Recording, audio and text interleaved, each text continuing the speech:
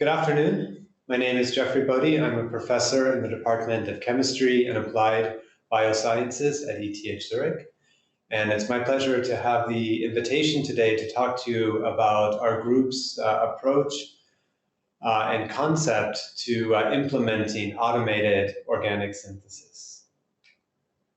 So what is the motivation for automating organic synthesis? This is definitely not a new concept. It is one that has been around for decades.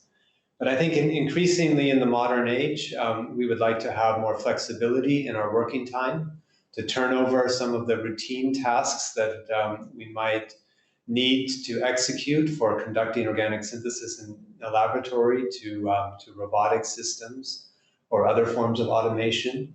Of course, organic chemistry is an inherently dangerous and, some would say, messy endeavor. So we would like everything to be cleaner, safer, and more environmentally friendly.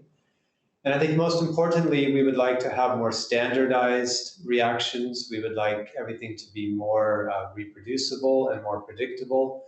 And if things can become more predictable, we can much more easily implement organic synthesis with modern technologies such as computation, artificial intelligence, and machine learning. So for these reasons, there's really a remarkable group of companies, of academics, of hobbyists who are thinking and innovating in the area of automation of organic synthesis. So I don't have time today to talk about all of the different advances, but I think many of you are aware of some of the most important new technologies for automating organic chemistry. These include things like flow chemistry, which can allow very reproducible, very robust production of organic molecules once we've set up a suitable flow-based system. And something that's been very important in biology and is increasingly important in chemistry as well is robotic-driven synthesis, such as parallel synthesizers or liquid handlers that allow us to execute a large number of operations in an automated fashion. So all of these are really great technologies. We use all of these in our own research group. But, for someone to implement them in a medicinal chemistry laboratory often has a very high barrier of entry. For many of these systems, we need complicated software. We perhaps have to construct something together, building interfaces between the robotic equipment and the software approach. There's very little standardization. We might have a standard programming platform, but we don't always have standard drivers or standard languages for operating the different approaches.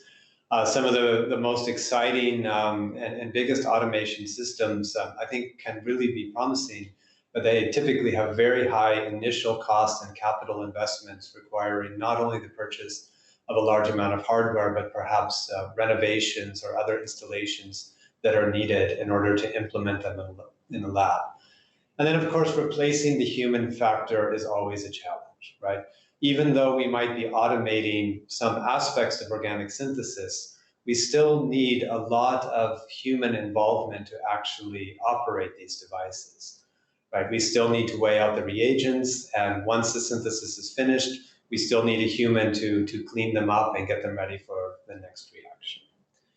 And so I think it's aspects like this which has limited the extent to which organic chemistry has become automated.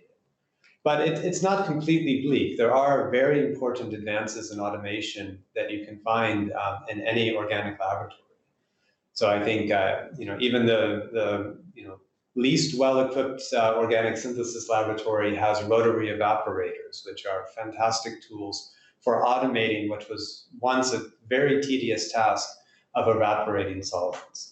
We have things like fraction collectors and autosamplers, which can automate analysis and purifications. It's quite standard now to have automated column chromatography systems where you can leave your dirty compound there and walk away, go for lunch, and come back to a tray of fractions containing your purified product and even information about which fraction to find your molecule in. And more sophisticated, but still relatively simple automation can be found, for example, in peptide synthesis. This is something our group has quite a bit of experience with. We have 7 peptide synthesizers in our lab, but we also have 2 full-time technicians to operate, set up, and clean the peptide synthesizers. These instruments are quite robust, but we do have this human element, and they do need constant babysitting in order to be productive. So what we would like to do is really try to develop automation tools to just do the very simplest tasks of setting up, performing, and maybe purifying a reaction. We're probably not going to be able to do everything, but we hope very much to be able to provide solutions to automate some of the most routine and some would say mundane organic chemistry, but also perhaps make some chemistries that are a little bit difficult to do more accessible and more, make people more excited to do some of these more complex chemistries. Right? And a typical organic reaction might look something like this. We have 2 starting materials that come together to form a product, right? And I think every organic chemist or every chemist understands this concept. The problem with organic chemistry is the reputation that if you change any little thing about a reaction, right? If you change the tiniest thing about your substrate, the reaction, may not work as you planned. So, I like to think of it as if we have A plus B going to product, and then if we have A plus B in a different font, then the reaction might not work anymore. And I think intuitively organic chemists understand and appreciate this. And this is one of the reasons we can be so resistant to automation. We know that typically there are many little tricks and many surprises that go into conducting an organic reaction. Right, and so, I think that this is true to some extent, but what we have learned and what other groups have learned is that if you can develop routine methods and common languages for doing organic chemistry, we can make things a lot more reproducible and a lot more predictable. So if we had more standardized equipment, I think we all agree that organic chemistry would become more reproducible. We also need, as chemists, to develop more robust reactions, right? We all know certain reactions that always work very well, and we also know very finicky reactions that sometimes work and sometimes don't. And we really should focus on those robust reactions and utilize them and try to develop more. And of course, I think we've all suffered from poor batches of starting materials or catalysts or impurities in the solvent. All of these aspects can really frustrate efforts of reproducing organic chemistry and lead to the perception that this is going to be very difficult to automate. So let's think about what an organic reaction requires. If we try to analyze the different elements of conducting a reaction, we of course need some starting materials and reagents. So for example, we need to buy or produce a couple starting materials. We need something, a catalyst or a reagent that is affecting the reaction. We need a recipe or a procedure for the reaction. This is what you would typically find in the supporting information of any kind of synthetic paper. And this is written in a language that a chemist would understand. And can be translated into more automated systems. But perhaps the old language that we have used for executing reactions is not the one that we want going forward in a realm of automation. And then most importantly, we need to think about the physical act of setting up and conducting a reaction. And if you watch somebody doing a complex organic reaction, it looks very busy with lots of different things going on, reagents being added, things being heated, things being cooled, and then a very complicated workup procedure with lots of different activities and actions and glassware and things going on. But in reality, there are very few fundamental operations that go into conducting a reaction. And at least for our first generation attempts at automation, we tried to reduce that down to just 4 basic elements. transferring a solvent from one container to another with a pump, stirring or mixing, heating a reaction, right? Or just letting things sit for a certain period of time to allow the reaction to proceed. And with that concept, we try to imagine relatively simple approaches to automating organic chemistry. So we need a hardware console, something that will conduct the basic operations of transferring, of heating, of stirring. We need what we are calling a capsule, and I'll show you more what we mean by that. A separate entity that we can insert into the machine that would contain the reagents, not only for conducting the reaction, but also for working up the reaction, and ideally for purifying that as well. And then we need a very basic language or a script in which we can tell the machine what to do in what order. And by combining these three elements together, we hope to be able to have a robust and reliable approach to conducting organic synthesis. And so this is our approach. This grew out of many years of research in my research group at ETH Zurich, and became a spin-off company called Simple for synthesis capsules. And the idea is that we have a small, it's really quite a tiny machine where we can provide capsules which contain the reagents and the resins or materials for workup and purification, and very basic scripts to execute standard organic reactions. And the idea is really you put your starting material, you put a capsule, you close it, you press go, and you walk away. And when you come back, the machine will deliver your product in a relatively pure or even often very pure form. And this company has been built up over many years by a dedicated team of scientists. So Dr. Benedict Warner, who is a former PhD student in my group, is the CEO, and he's been joined by a number of other scientists who have really brought this vision into reality, and I look forward to showing you that today. So our concept, I think, goes back to an old idea. So I'm going to date myself by thinking back to the 1980s, when you could buy for a lot of money a personal computer, and you could bring it home and you could plug it in, and it would do absolutely nothing, right? There was almost impossible to do anything if you didn't have expert knowledge in operating a personal computer. And that is very much like organic synthesis nowadays. So, you can walk into a fume hood, but unless you really know what you're doing and you really are well trained and you have, experience and equipment, you're not going to be able to do very much, right? In contrast, we saw in the 1980s the development of video games and video game consoles. So this you could plug into your television, and you could buy a cartridge, and the cartridge had all the software, everything ready to go. You just put it in, and anybody could start playing. So of course you couldn't use your Nintendo system to write your homework, right? It was very limited in what it could do, but it did certain things extremely well and in a very accessible format. And at least for the first moment, this is what we want to try to do for automation of organic reactions.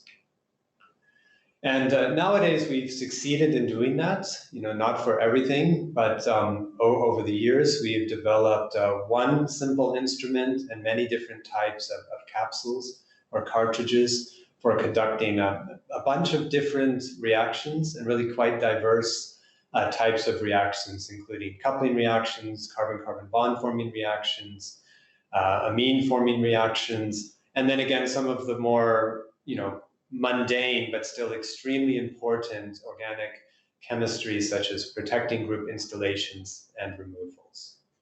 I'll come back and show you a few examples of this a little bit later on. But let me first tell you, how we got into this and how the system works. So we really got interested in the concept of automating organic chemistry from our experience with a class of reactions that we had developed in my research group called SNAP chemistry. So SNAP chemistry is a very powerful approach of making saturated and heterocycles. So structures such as the ones shown on the slide here. These are very widely used in modern drug discovery, but are actually quite difficult to make, particularly in substituted form.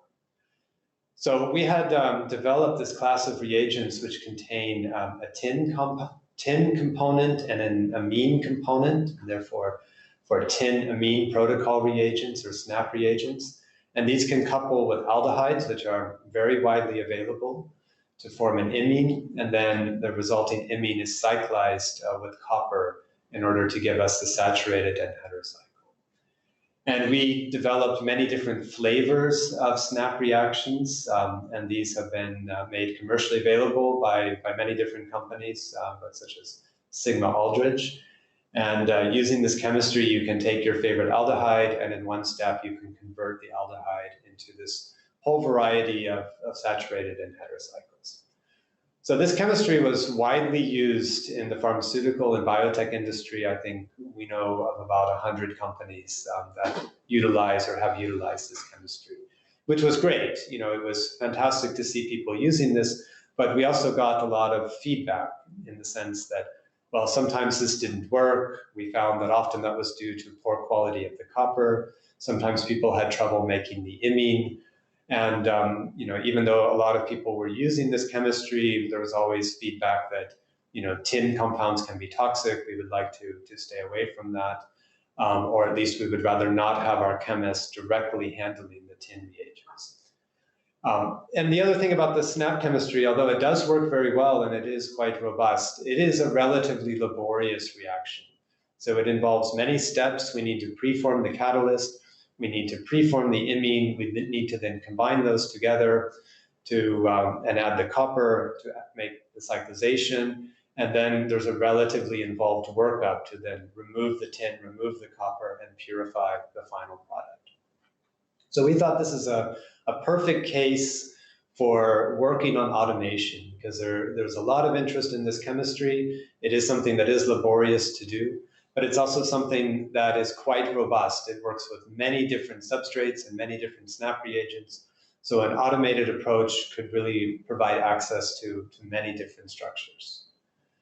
And so we eventually implemented this, and through many generations of, of early attempts at automation, different types of pumps, different types of valves. But the fundamental hardware looks something like this. We have two pumps which are connected to valves, and this controls the flow of solvent either from a reservoir or from a vial where the reaction is occurring. And in order to make this chemistry work and to make it easy to do and to make the machine avoid having to clean it, avoid clogging lines and things like this, we developed these removable capsules which contain all of the elements that we need for executing the reaction.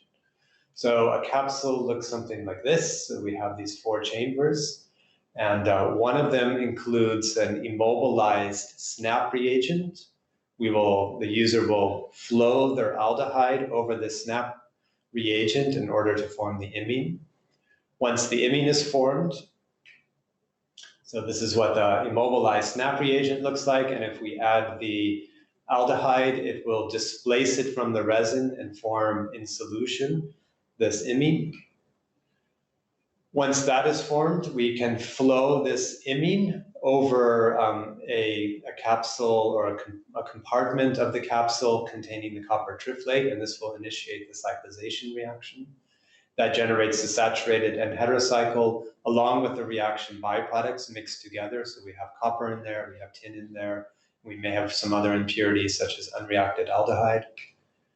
And then once that is done, we can instruct the machine to pass this mixture over 2 different compartments which are designed to purify the reaction. So we have a scavenger to remove the copper, and then a silica, catch and release silica plug that allows us to then separate the saturated and heterocycle from the other impurities. And this is all done with a relatively simple set of instructions. So we have a very basic programming language. This is built into the machines and the capsules. And just with a couple hundred lines of code and really just three fundamental operations, so transfer or pump, stirring, and heating, allows us to execute this relatively quite sophisticated sequence on Simple's instrument and in a completely automated format. And what we've seen is that we really just need a few basic operations, such as the ones shown here, to do many different types of organic chemistry. Right, and just to convince you that this works, I show just one example here where we look at the unpurified material, so the material that comes directly out of the machine. It's been purified on the machine, but we can examine the LCMS with an internal standard, and we see a very clean product. And we can also look at the NMR. It's not perfectly pure, but it's something like 95% pure with maybe just a trace amount of some impurities that you can see. We have developed many different flavors of these capsules, which give us different types of saturated and heterocycles. So we can make morpholines, piperazines, 7-membered rings such as diazepanes, and also more sophisticated things like spirocycles or multi-substituted saturated and heterocycles. All this works essentially exactly the same on an automated instrument. The only thing you change is your aldehyde starting material and the specific simple capsule that you put into the machine. And what is also very important and gratifying is that this is highly reproducible. So we can run these reactions again and again. If we take the same combinations of aldehyde and capsule, we see essentially the same yields, the same purities every time. We can also pre-package these capsules, store them for several months, and then execute the chemistry again and see essentially identical results as a few months earlier. And this is also very important, I think, in the realm of automating organic chemistry and making organic chemistry accessible to everyone, that by standardizing all of these components, the hardware, the capsules, and the script, the procedure, it really helps make sure that we get the same results every time. Right, so with this concept established, we now have a small instrument. We have these different capsules, very robust and reproducible way of making one type of organic reaction. How do we want to build on this? Well, we also want to take advantage of the fact that nowadays there is an impressive and widely available set of common building blocks. So you can order literally thousands of different basic chemicals, so amines, aldehydes, ketones, carboxylic acid, these kind of structures, and even some more sophisticated, fancy ones as well. And the question is, what chemistry do we need to take that pool or that supply of readily available compounds and turn them into more sophisticated drug-like molecules in a completely automated format? So we tried to identify the types of reactions that we would need to do this. And of course, there are hundreds or thousands of different organic reactions out there.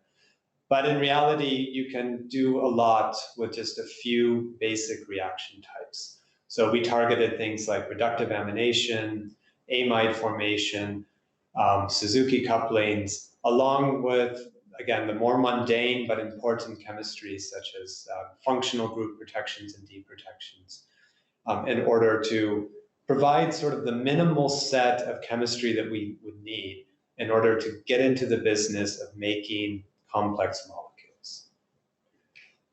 So we have, for example, developed capsules that allow us to do reductive amination. This really works quite well. In this case, we have one capsule for all reductive aminations. This contains a polymer supported or silica supported borohydride reagent, along with some reagents for the workup and scavenging of unreacted starting materials. And here the user provides both the carbonyl component and the amine component. You put that together in the vial and simply put in one of these reductive amination capsules, and let the machine run for a few hours to deliver the product. And you can see just a small sample of the types of reductive emanations that we can do using aldehydes or ketones as starting materials, primary amines or secondary amines, and all the combinations thereof. Another coupling reaction that we like, and another one that's maybe not so popular to run in the lab, but is very well suited for this type of automation and capsule-based chemistry, is Mitsunobu reactions, where we have an alcohol, a primary or secondary alcohol, with various types of nucleophiles, and then one standard capsule and one standard procedure or script that allows us to conduct Mitsunobu reactions, bringing together two components in a carbon-oxygen or carbon-nitrogen bond-forming process. And again, we've also implemented simple and reproducible methods for things like Bode protections, silo-D protections. These work quite well. And also installing these type of protecting groups, CBZ groups or Bode groups, directly onto a starting material. And here you can take, again, one standard capsule and with an automated script, do these routine protections and deprotections, which are really necessary for modern organic chemistry.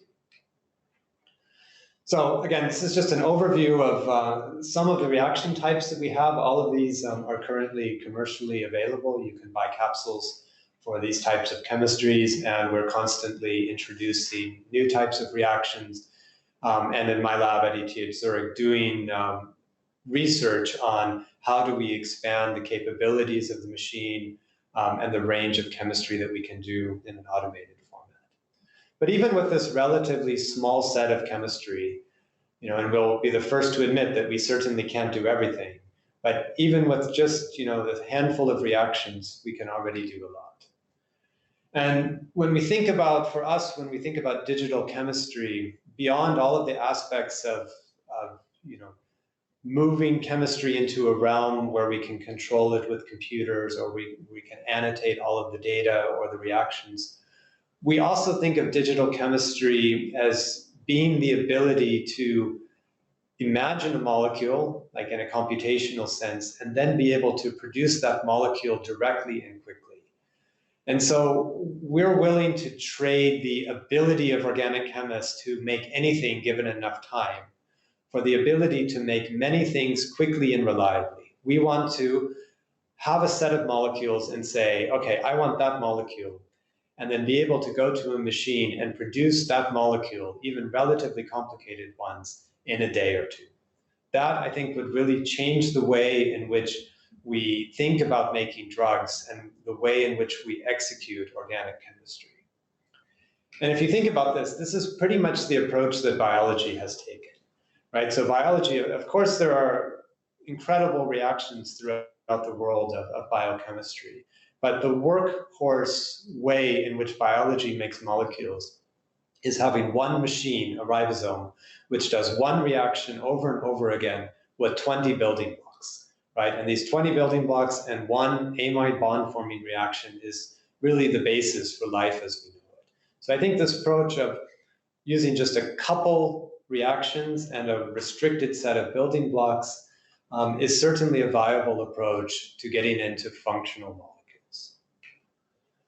So this is what we want to do. We want to take the handful of reactions that we have available, the very robust and reproducible ones, and the libraries of commercially available routine starting materials like aldehydes and amines, and think about how we can combine those together and what kind of molecules we should be able to make. So we imagine with two different building blocks, combining them together, then perhaps followed by some sort of deprotection or other processing step, followed by the introduction of a third component to make fully automated 3-component couplings of molecules that should be well suited for drug discovery or other applications. And to do this, what we want to do is first build virtual libraries, and then we can use those virtual libraries to both filter out the molecules which are maybe not going to have the properties that we want, and also help us understand what type of molecules we want to make in an automated fashion. So Angus McMillan, a PhD student in my group, kind of went crazy on this, and so he took, the 5 or 6 different reactions that we had available, and the commercial libraries of things like amines and carbonyls, along with a few specialized reagents such as our SNAP reagents or variants of our SNAP reagents, and built a computational approach for combining all of these different elements together in 2 and 3 component couplets. And this quickly gets into ridiculous numbers, like libraries of like 20 billion. But if you look at those libraries or even subsets of those libraries, what you see is that you can really form, some quite beautiful and quite drug-like molecules very quickly. So all of these are compounds that can, in principle, be assembled using just 2 assembly reactions and commonly available compounds. And if you build these libraries and analyze them in different ways, we show just one analysis here of only 5,000 compounds. We can look at different metrics. So this is a metric that looks roughly at the structural diversity of these molecules in relation to a known database, the Chembl database. And what you see is that we access, or have the potential to access, a huge variety of chemical space of different properties and different diversities of molecules. So this particular library, which is basically everything that we could potentially do at this point, is too large and too unwieldy to actually work with. But it does show the kind of numbers that you can get to even with just a handful of reactions and reagents. So we prefer to think about a little bit more focused libraries. So for example, we took just a few what we call iSNAP reagents. These are SNAP reagents that have in them a carbonyl embedded in a protected form, and follow this up with reductive amination. So we can start from a library of aldehydes, for example. We can use one of these capsules containing an iSNAP reagent, and we can change the parameters a little bit so that during the reaction workup, we actually deprotect this protected carbonyl to reveal a ketone. So we get directly out of the first automated SNAP reaction a ketone, right? We do need to physically pick this up, right? We need to pick it up. We might need to rotovap it and prepare it for the next automated reaction. So we evaporate it and we bring it over to the next automated machine, simple machine, loaded with a reductive amination capsule. We add whatever amine we would like to have and let the machine then execute in an automated fashion the reductive amination. And we get to these kinds of products.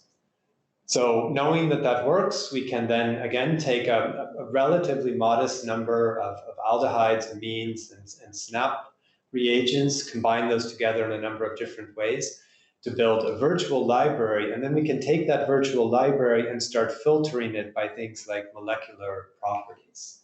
So for example, we can examine the log P of these molecules. We can try to calculate things like solubility. We can try to look at 3-dimensional shape. And we can then tailor this library to really focus on drug-like molecules or molecules that we think would be well suited for a drug discovery or agricultural discovery program. And as a demonstration of that, we worked with the BASF Open Innovation Platform. We prepared for them a library of molecules that we believed that we could make easily. They screened this computationally and gave us back a list of actually quite a few potential hits. And so we selected around 40 or 50 of the hits to actually prepare them.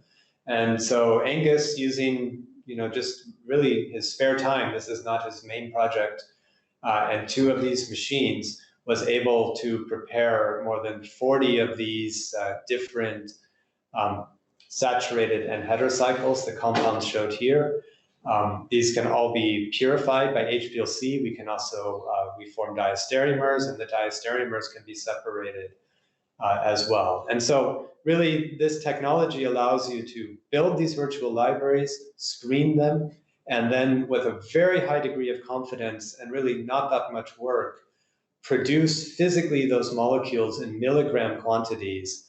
And we have sent those back to BASF, and they have delivered to us biological activities. So we can now correlate the results from the virtual screens on a biological target with the actual biological activity, and have managed to get some hits out of that. Right. And the other, I think, nice thing about doing chemistry like this is Angus was able to make really not a lot, but 70 or 80, maybe even a bit more of these relatively complex molecules.